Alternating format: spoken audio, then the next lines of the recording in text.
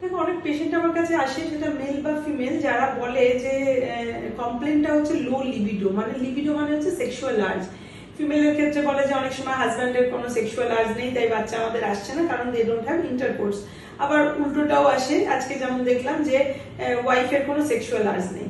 এবার দেখো, sexual urge ব্যাপারটা এরকম কোনো একটা ম্যাজিক সুইচ নেই বডিতে, যেটা একটা কিছু দেবো বা একটা ওষুধ দেবো আর তোমার চলে আসবে।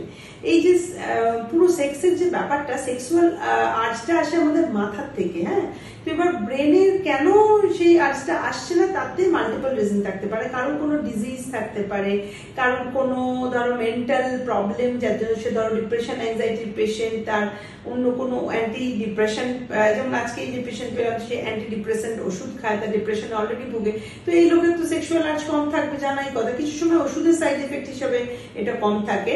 হ্যাঁ, যারা ওইরকম ধরনের অ্যান্টি ডিপ্রেশন খান, বা অনেক সময় পারিপার্শ্বিকটাও তো জানতে হবে। অতএব তোমার এটা একটা এমন জিনিস, যেহেতু মাথার থেকে জিনিসটার সুইচ অন হবে, তো তোমার যদি ভালো লাগা জিনিসে, তোমার ধরো জীবনের প্রতি আসক্তি নেই, তোমার সেটা তোমার আচার ব্যবহার খাওয়া দাওয়া সবকিছুতেই প্রকাশ পায়, তো সেই ক্ষেত্রে তোমাকে যদি শুধু বলা হয় যে সেক্সুয়াল আর্জ নেই, সেটা ওরকম ভাবে আসে না। হ্যাঁ, তোমার কেন নেই তার পিছনে অনেক কারণ থাকছে। তোমার যদি কোনো অসুখ বিসুখ থাকে, যেমন ধরো সুগার, প্রেশার, থাইরয়েড, সেটার কন্ট্রোল ভালো নেই, ক্রনিক ডিজিজ, তোমার ইল হেলথের জন্য তোমার বডি কিছুই ভালো লাগছে না, তার তখন ন্যাচারাল সেক্সুয়াল আর্জ থাকছে না, তাই জন্য লিবিডো কম থাকছে। অথবা কারোর হয়তো মেন্টাল কোনো প্রবলেম চলছে, বা সংসারে অশান্তি, স্বামী স্ত্রীর মধ্যে প্রবলেম, কাজের জায়গায় অশান্তি, যে কোনো একটা কিন্তু তোমার ওই মাথার সুইচটা কিন্তু অফ করে রেখে দেবে। সেই ক্ষেত্রে কোনো ম্যাজিক সলিউশন কেউ দিতে পারবে না। তো যাদের এই ধরনের প্রবলেম আছে, তারা বেশি দেরি করে প্রবলেমটাকে আরো পাকিও না। ঠিক আছে, চেষ্টা করো যদি এটা প্রথম থেকে বুঝতে পারো। নর্মাল ফিজিওলজি হচ্ছে আমাদের, নর্মালটাকে যদি নর্মাল ভাবে ভাবো, দেখবে ব্যাপারটা ইজি। নর্মাল ফিজিওলজি হচ্ছে, অফকোর্স যদি তোমার হাজব্যান্ড ওয়াইফের পার্টনারের রিলেশনশিপ ভালো থাকে, অটোমেটিক সেক্সুয়াল আর্জ ব্যাপারটা অটোমেটিক আসে।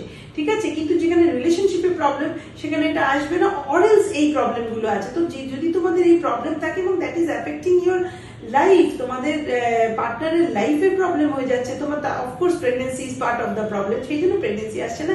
ইন দ্যাট কেস তুমি যত তাড়াতাড়ি সলিউশনের জন্য এক্সপার্টের কাছে আসবে, তত তুমি উপকার পাবে।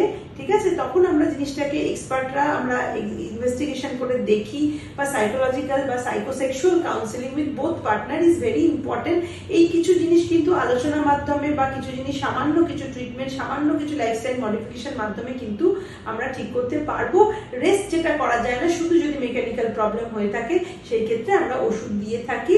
কিন্তু এটার সলিউশন তুমি যত তাড়াতাড়ি খুঁজবে, তোমার উপকারটা তত তাড়াতাড়ি পাবে। যত দেরি করবে, এই সলিউশন দেওয়া আরো মুশকিল হয়ে যাবে।